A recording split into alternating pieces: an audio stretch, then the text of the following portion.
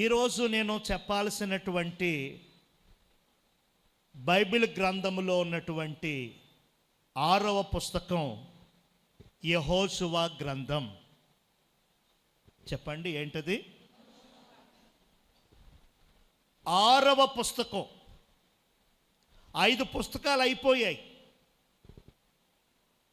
ఈరోజు 6వ పుస్తకం యెహోషువ గ్రంథం గురించి నేర్చుకుందాం. హల్లెలూయా.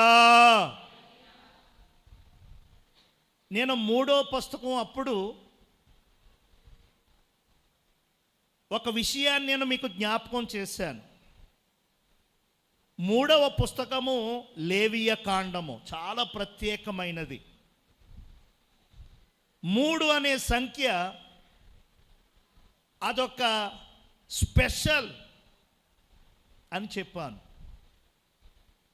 ఆ 3 అనే సంఖ్యని స్పెషల్, ప్రత్యేకం అని ఎందుకంటామంటే తండ్రి, కుమార, పరిశుద్ధాత్మని, ఇంకా కొన్ని సాదృశ్యాలు తీసుకొని మనం ఆ సంఖ్యను మనం ప్రత్యేకపరుస్తాం. అలాగే ఈ 6 అనే సంఖ్య కూడా ప్రత్యేకమైనది. చెప్పండి, 6 అనే సంఖ్య. 6 మానవుని సంఖ్య.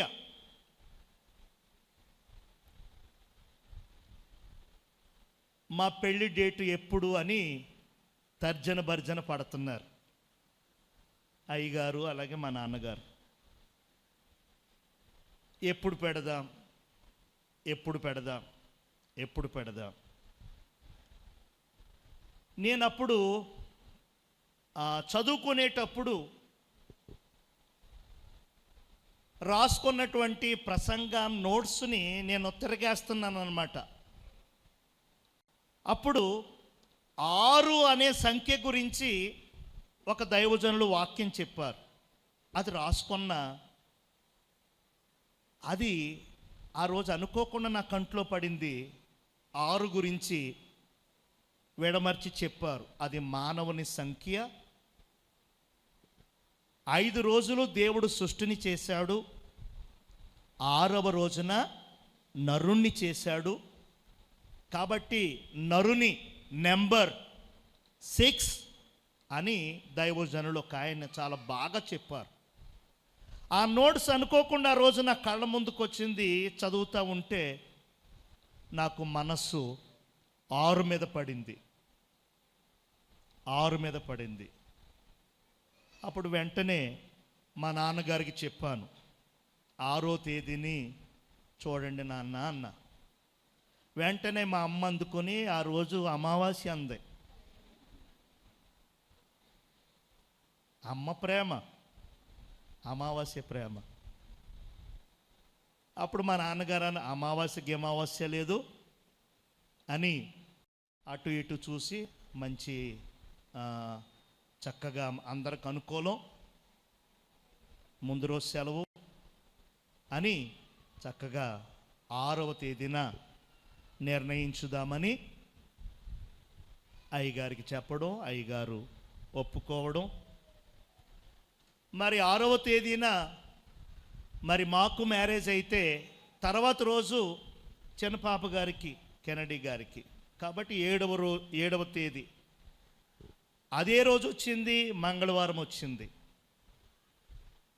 అమ్మో, మంగళవారం చిన్నపాపకు చేస్తారా అని కొంతమంది అయ్యగారికి, మళ్ళా కొంతమంది ఉంటారు కదా సలహాలు. మంగళవారం లేదు, శుక్రవారం లేదు, 6వ తేదీ సోమవారం పెద్ద పాపకి, మంగళవారం చిన్న పాపకని డిసైడ్ చేయడం జరిగింది. ఆ విధంగా 6వ తేదీన మాకు వివాహం అయ్యింది. దేవునికి స్తోత్రం. చాలామంది అమావాస్య, అమ్మో సంవత్సరంలో ఆ నెల చాలా గట్టి అమావాస్య అన్నారు. అవేమీ మేము పట్టించుకోలేదు. ఎదరికెళ్ళిపోయాం. పెళ్ళయింది, ఒక 5-6 సంవత్సరాలు అయ్యింది. వెంటనే గర్భఫలం రాకపోవడం, పిల్లలు కలక్కపోవడం వల్ల మళ్ళా చుట్టాలు పట్టాలు ఏమన్నారంటే మేము అప్పుడే చెప్పాం, అది గొడ్డ అమావాస్య, అస్సలు ఆ అమావాస్య సంవత్సరానికి ఒక్కసారే వస్తుంది, మేము చెబితే విన్నారా, పెద్దోళ్ళ మాట ఏదైనా పట్టించుకున్నారా అని మా పెదనాన్నోళ్ళు, చిన్నాన్నోళ్ళు, పెద్దమ్మోళ్ళు, చిన్నమ్మోళ్ళు, మాయోళ్ళు అందరూ. ఇక్కడేమో అయ్యగారు తాలూకా వాళ్ళు, సంఘములో ఉన్న సేవకులు, విశ్వాసులు అందరూ కూడా మా ముందు కాదు కానీ మా వెనకాల అంటానే ఉన్నారు.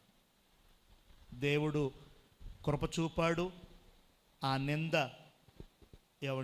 ఆ లోటును తీర్చి మమ్ములను సంతోషంతో నింపాడు. దేవునికి స్తోత్రం. రైట్. ఈ 6 అనేది మానవుని సంఖ్య. ఎందుకు మానవుని సంఖ్య అన్నామంటే, మానవుడు తయారు చేయబడిన దినం 5 రోజులు సృష్టిని చేశాడు దేవుడు. చాలా అద్భుతంగా, చాలా అద్భుతంగా సృష్టిని చేశాడు దేవుడు. 6వ రోజున తన స్వరూపములో, తన పోలికలో, తన నామ మహిమ కొరకు తనకంటే కొంచెం తక్కువగా, దేవుని కంటే కొంచెం తక్కువ మనం దేవుని కంటే కొంచెమే తక్కువ మనం. దేవునికి స్తోత్రం. అన్నిటికంటే పైన దేవుడు, దేవుని తర్వాత మనం. అర్థమవుతుందో లేదో మీకు? హల్లెలూయా. అందుకనే మనిషి ప్రతి దాన్ని లోపరుచుకుంటున్నాడు. సింహాన్ని లోపరుచుకుంటున్నాడు, ఎలుగుబంటిని లోపరుచుకుంటున్నాడు, మొసల్ని లోపరుచుకుంటున్నాడు, మహాకాశాలకు ఎక్కేస్తున్నాడు మనిషి. హల్లెలూయా. ఎందుకు అనంటే అది దేవుడిచ్చిన అధికారము. దేవుని కంటే కొంచెం తక్కువ. ఈ విషయాన్ని చాలామంది పట్టించుకోవట్లేదు.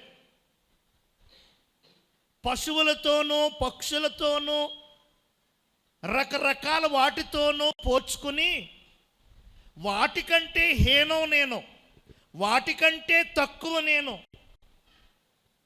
వాటికంటే నా స్థితి, నా స్థాయి చాలా చిన్నది అనుకుంటున్నాం. దేవునికి స్తోత్రం.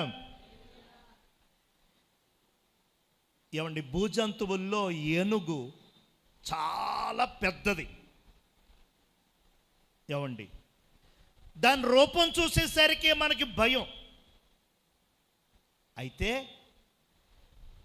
అది ఎవరికి భయపడదు, ఎవరిని లెక్క చేయదని అనుకుంటాం మనం. కానీ దేవుడు ఏనుక్కి కన్నుని తిరగవేసి పెట్టాడు కన్ను ఏనుక్కి. మామూలుగా ఉంటే ఏనుగు అంత ఎత్తు ఉండేది, మనం ఏనుగు మోకాలకు కూడా రాం మన ఆకారం. కానీ దేవుడు ఏం చేశాడంటే ఏనుక్కి ఆ కన్నుగుడ్డుని తిప్పి పెట్టాడంట. అందుచేత ఏనుక్కి మనం ఏనుకంటే పొడవుగా కనపడతాం. దేవునికి స్తోత్రం. అర్థమైందండి? అందుకనే మనం ఏనుగును చూసి భయపడతాం కాదు, అదే మనల్ని చూసి భయపడుతుంది, అదే పక్కకి వెళ్ళిపోతుంది. అలా కాక నేను సూర్యుణ్ణి, వీరుణ్ణి నేను చూపిస్తానన్న ఎదురుకెళ్ళామనుకో, అప్పుడు దాని కథ అది. దేవునికి స్తోత్రం. ఎంత గొప్పవాడండి దేవుడు. ఏనుగును చూడ్డాలని అనేకులు నా పిల్లలు వస్తారు. దీని ఆకారం ముందు నా పిల్లల ఆకారం ఇంతగా ఉంటే, ఆ తొండంతోనో కాలుతోనో లేకపోతే ఇంకొక లాగో చేసి నా పచ్చి ప్రాణం తీస్తుందేమో ఈ జంతువు, కాబట్టి తిప్పి దాని కంటికి వీళ్ళందరూ కూడా పెద్దగా కనపడేలాగా చెయ్యాలనుకున్నాడు దేవుడు. ఆ విధంగా చేశాడు. దేవునికి స్తోత్రం. అలాగా చాలా అద్భుష్టిని చేసి నరుణ్ణి ముందా సృష్టిని ముందా అంటే సృష్టినే ముందు. మనకేం కావాలి, మనకి ఏం ఉండాలి,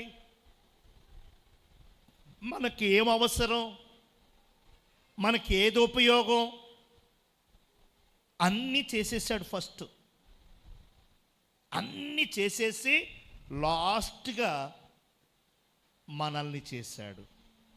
మనల్ని తన స్వరూపమందు తన పోలిక చొప్పున తనకంటే కొంచెం తక్కువగా. మనకున్న పవర్ చాలా గొప్పది. మన పవర్ దేవుని పవర్తో, మన ఆత్మ దేవుని ఆత్మతో ఏమండి అనుసంధానమైతే, ఏమండి మన ఆత్మ దేవుని ఆత్మ పరమాత్మునితో కలిసి లీనమైతే మనం దేవుని ప్రతినిధిగా భూమి మీద ఏదైనా చెయ్యొచ్చు, ఏదైనా చేసేయగలం. దేవునికి స్తోత్రం. మన ఆత్మ పరమాత్మునితో లీనమవ్వట్ల. మన ఆత్మ పరమాత్మునికి వ్యతిరేకమైన ఆత్మ ఉంది.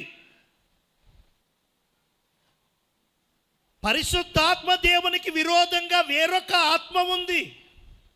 ఆ ఆత్మను కలుస్తుంది మన ఆత్మ. ఆ ఆత్మతో ఏకీభవిస్తుంది మన ఆత్మ. ఆ ఆత్మతో లింకప్ అవుతుంది మన ఆత్మ. అందుకనే మనము ఏమీ చేయలేకపోతున్నాం. ఒకవేళ చేసిన అరాకొర. హల్లెలూయా. బైబిల్ గ్రంథంలో ఎంతోమంది మన వంటి మనుష్యులు, మన వంటి స్వభావం. ఏలియా ఏమండి మన వంటి స్వభావం కలవాడే. చెప్పండి, ఏలియా మన వంటి స్వభావం కలవాడే. అతడు వర్షింపకూడదు అని ఒక మాట చెబితే ఏమండి ఆకాశం ఏమివ్వలేదు, వర్షం ఇవ్వల. భూమి తేమ ఇవ్వలేదు, మంచు కురవలేదు. అసలు నీటి శాతం, అసలు చెమ్మదనం, చల్లదనం అనేదే పోయిందండి. దేవునికి స్తోత్రం. ఒకే మాట, పెద్ద పెద్ద ప్రసంగాలు, పెద్ద పెద్ద ప్రార్థనలు. ఏమండి ఏలియా అడ్రస్ లేనోడు. ఏలియా అమ్మెవరో తెలియదు, ఏలియా నాన్న ఎవరో తెలియదు, ఏలియా గోత్రం ఏంటో తెలియదు, ఏలియా ఎక్కడ పుట్టాడో తెలియదు, ఏలియా ఎక్కడ పెరిగాడో తెలియదు. సడన్ ఎంట్రీ, సడన్గా ప్రత్యక్షమవుతాడు ఏలియా. దేవునికి స్తోత్రం. ఎక్కడ ప్రార్థించాడో లేదు, ఎక్కడ ధ్యానించాడో లేదు, ఎక్కడ ఏం చేశాడో, గురువెవరో శిష్యుడెవరో అసలు ఏమీ లేదు. మొదట సడన్గా ఎంటర్ అవుతాడు ఏలియా. దేవునికి స్తోత్రం. అడ్రస్ లేని వ్యక్తిని, ఏమండి పుట్టు పూర్వత్రాలు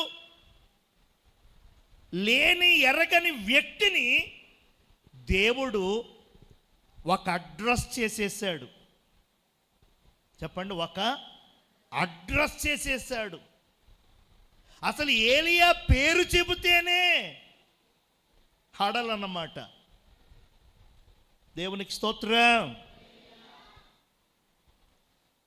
యాకోబు గారు, ఏసేపు గారు అలాగే ఇస్సాకు గారు, వీళ్ళందరికి అడ్రస్ ఉంది.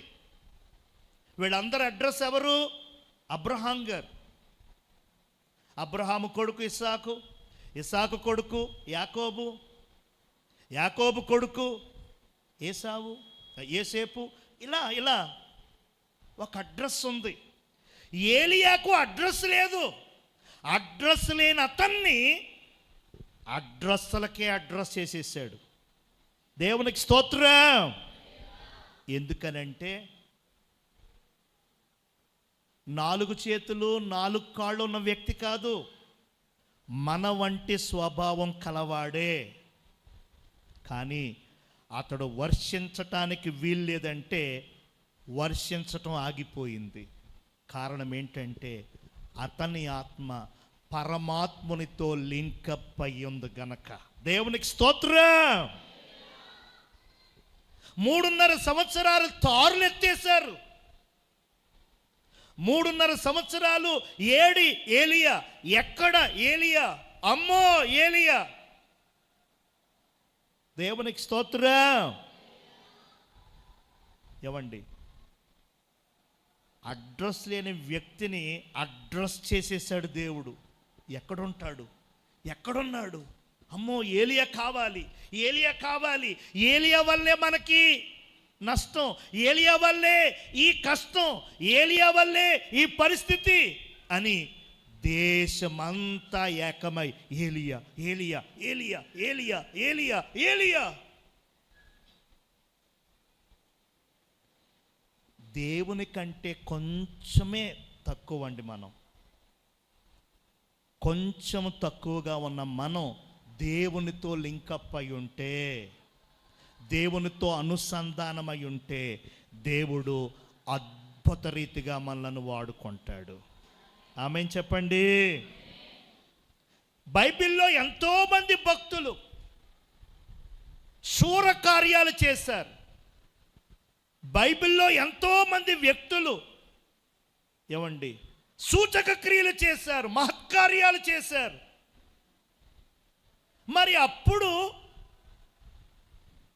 ఆ భక్తుల ద్వారా, ఆ సేవకుల ద్వారా, ఆ ప్రవక్తల ద్వారా అద్భుతాలు చేసిన దేవుడే ఉన్నాడు, మారలేదు. మరి అప్పుడు ప్రవక్తలు, భక్తులు, అపోస్తలులు, సాధారణ వ్యక్తులు కూడా దేవుని పేరిట, దేవుని కోసం అన్ని అద్భుతాలు చేసినప్పుడు మరి ఇప్పుడు ఎందుకు చెయ్యడు?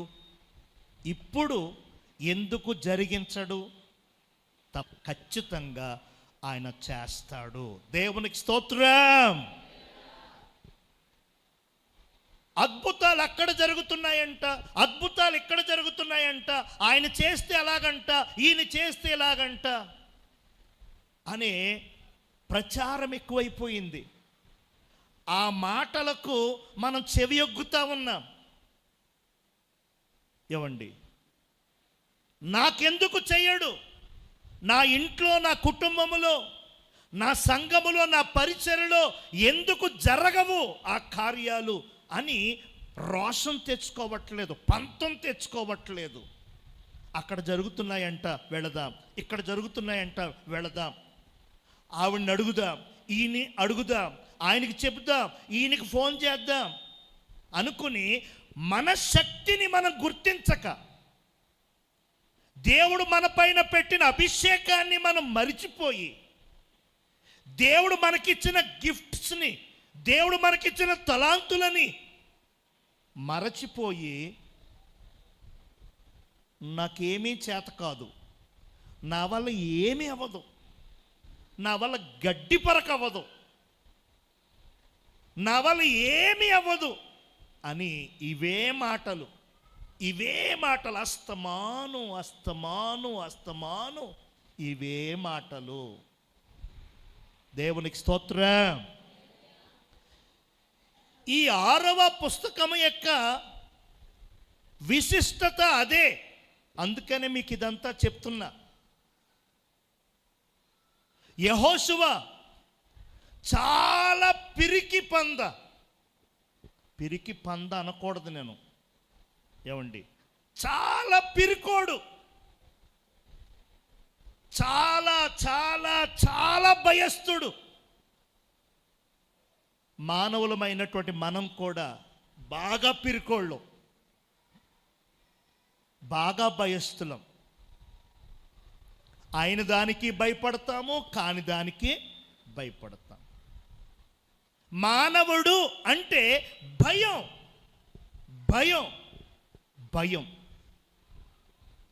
అలా ఎంతో పిరికివాడైన యెహోషువ, చాలా భయస్థుడైనటువంటి యెహోషువ దేవుని కోసం, దేవుని ప్రజల కోసం, దేవుని వాగ్దానం కోసం, దేవుని పని కోసం ఎలా నిలవబడ్డాడో, ఎలా వాడబడ్డాడో, ఎలాగ కార్యక్రమాన్ని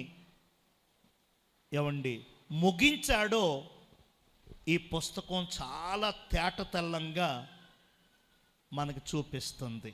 దేవునికి స్తోత్రం.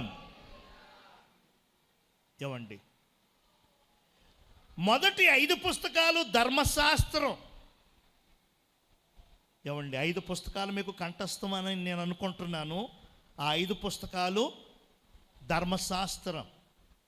మొదట అదే బైబిలు, యూదులకి ఇప్పటికీ అదే బైబిలు. ఆ 5 పుస్తకాలే వారికి బైబిలు. మిగతాది ఏమీ ఉండదు వాళ్ళ బైబిల్లో, చదవరు, వాళ్ళకు వద్దది. ఆ 5 పుస్తకాలే, ఆ 5 పుస్తకాలే మాకు ధర్మశాస్త్రం, ఆ 5 పుస్తకాలే మాకు బైబిలు, 5 పుస్తకాలే దేవుడు మాకు ఇచ్చాడు అని నమ్ముతారు. ఇప్పటికీ అంతే. అది కరెక్టా అంటే కరెక్ట్ కాదు. దేవునికి స్తోత్రం.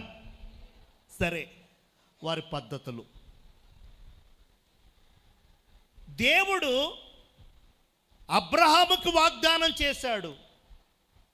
ఆ వాగ్దానం మోషే ద్వారా నెరవేర్చాలి. దేవుని ప్రజలైన ఇశ్రాయేలీలను పాలు తేనెలు ప్రవహించే, చెప్పండి, పాలు తేనెలు ప్రవహించే కానాను దేశానికి తీసుకెళ్ళాలి.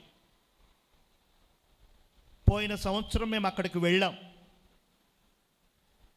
పాలు తేనెలు ప్రవహించే దేశమని ఎందుకు వచ్చింది పేరు అని నేను హోసన్నా జాన్ వెస్లీ గారిని అడిగాను.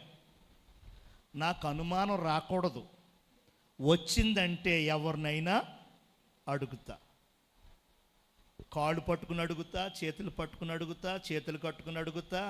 ఎలాగైనా నాకు అనుమానం వచ్చిందంటే ప్రవహించట్లేదు, మరి ఏంటిది? పాలుకి సాదృశ్యం ఏంటి, తేనెకి సాదృశ్యం ఏంటి అని అడిగా. అంటే నేను పాలుకి సాదృశ్యం ఏదైనా ఉంటుందేమో, తేనెకి సాదృశ్యం ఏదైనా ఉంటుందేమో అని నమ్మి అడిగా. కానీ నిజంగా పాలు ప్రవహించేవంట, తేనె ప్రవహించేదంట. గట్టిగా స్తోత్రం చెప్పండి.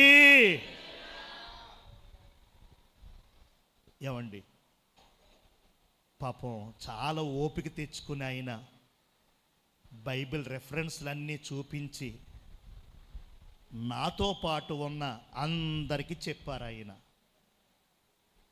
అప్పుడు 2-3 మాకు డౌట్ ఉందండి, మాకు ఈ అనుమానం ఉందండి అన్నారు. దేవునికి స్తోత్రం. నేను సునీతని అడిగాను, వద్దండి వద్దండి వద్దండి అంటుంది. దేవునికి స్తోత్రం. ఏమని అనుకుంటారేమో, ఎందుకండి ప్రవహించేవేమో, అప్పుడు ప్రవహించేవేమో అంటుంది. ఈవిడ అడిగితే ఎలాగ ఉంటుంది, యేసు రక్తం చేయమి ఏం చేస్తారో అని అడిగా. సరదాగా మీ నవ్వు కోసం చెప్తున్నాను. ఒకరోజు బస్సు చాలా ఎక్కువ దూరం ప్రయాణం. మధ్యలో ఎక్కడ ఆగటానికి లేదు. మా బాబు, డాడీ 1వ తరగతి డాడీ, 1వ తరగతి డాడీ అంటున్నాడు. అమ్మ ఆగు ఆగు ఆగు, వచ్చేస్తున్నాం అంటే ఎక్కడ వస్తున్నాం, ఎక్కడ రావట్లేదు. మెల్లిగా సమాచారం చేరవేశాను. అమ్మో, ఈ ట్రాఫిక్లోనా, కాసేపు ఆగమనండి పాస్టర్ గారు అన్నారు. అది ఎవరి చేతుల్లో ఉంది? అది మొత్తానికి 2-3 సార్లు అడిగాడు. సరే, మొత్తానికి ఒక చోట చాలా ట్రాఫిక్ అనమాట, అసలు రోడ్డు మీద ఆగడానికి ఉండదు అక్కడ. మొత్తానికి ఆపం, బస్సు ఆపి గబ్బా 1 మినిట్లో చేయాలి అన్నారు. ఏమండి, గబ్బా నేను బాబు దిగిపోయి పరిగెత్తేసాం. మేము త్వరగా వచ్చేసాం. బస్సు ఎక్కేసరికి బస్సులో అక్కడ లేరు. ఏసు రక్తం జయం. అర్థమైందా మీకు? పేరు మాత్రం జాన్ వర్డ్. ఏమండి, బస్సు ఆగింది ఎవరి కోసం? అది విడుదల పొందింది 80 మంది కూడా. దేవునికి స్తోత్రం. అలాగా నాకు అనుమానం వచ్చింది, పాలు తేనెలు నిజంగా ప్రవహించేవా పూర్వకాలం అంటే? ప్రవహించేవంట. ఎలాగంటే, ఈ కనాను దేశాన్ని దేవుడు ఇజ్రాయేలీలకు ఇచ్చాడు. చెప్పండి, ఎవరికి ఇచ్చారు? యాకోబు గారికి ఇచ్చారు, మీరు ఇక్కడే ఉండాలి అని. యాకోబు గారు ఏం చేశారంటే, కరువు వచ్చిందని, ఐగుప్తులో ధాన్యం బాగా దొరుకుతుందని తన కుటుంబాన్ని తీసుకుని అక్కడికి వెళ్ళిపోయి అక్కడ సెటిల్ అయిపోయారు. యాకోబు పిల్లలందరూ అక్కడికి వెళ్ళిపోయారు, అక్కడే ఉండిపోయారు. ఈ కానాను ఖాళీ అయిపోయింది, ప్రజలందరూ అక్కడికి వెళ్ళిపోయారు. మనుషులు లేరు. వారు వదిలేసిన పశువులు, వారి తోటలు, వారి పొలాలు, వారి బావులు అలాగే ఉండిపోయాయి. ఇప్పుడు ఆ తోటలు, ఆ పొలాలు, ఆ బావులు చూసి ఆ పక్క ఉన్నటువంటి కొన్ని జాతులు వారు వచ్చి అక్కడ కాపురం ఉండడం ప్రారంభించారు. దేశమేమో పెద్దది, జనమేమో కొద్దిమంది. వాళ్ళు కూడా ఆ పైకాడోళ్ళు, వేరే జాతీయులు వచ్చి అక్కడ ఉండేవారు కానానులో. ఈ కనానుకు సంబంధించిన ఇశ్రాయేలులేమో ఐగుప్తులోకి వెళ్ళిపోయారు. ఏసేపు గారు ఉన్నంత వరకు బాగుంది. ఏసేపు గారు మరణించాక వాళ్ళకి ట్రబుల్ స్టార్ట్ అయ్యాయి. వెళ్ళిపోదాం మా దేశానికి, మా ప్రాంతానికి వెళ్ళిపోదామంటే వెళ్ళనివ్వడు. ఇక్కడే ఉండాలి, మాకు ఈ పనులన్నీ చెయ్యాలి అని బంధించేశాడు ఫరో. అలా ఇంచుమించు 430 ఏళ్ళు అక్కడ ఉండిపోయారు. ఇక్కడ ఏం జరిగిందంటే, ఈ పశువులు ఏమండి తల్లులయ్యి ఏమండి ఆ పిల్లలను కనేసి, పొదుగులు పాలతో నింపబడిపోతే ఆ పిల్లలేమో 1, 2, 3 ఉంటుంటే ఆ పొదుగుల్లో నుంచి పాలు బయటికి రాకపోవడం వల్ల దురతలు వచ్చేసి ఆ పొదుగుల్ని గోడకేసి రుద్దేస్తూ ఉండే అంట. అలా రుద్దేసేటప్పుడు ఆ పశువుల నుంచి పాలు అలా కారత రోడ్లంట వచ్చేసేవంట. చెప్పారు హోసన్న జాన్ వెస్లీ అయ్య గారు. దేవునికి స్తోత్రం.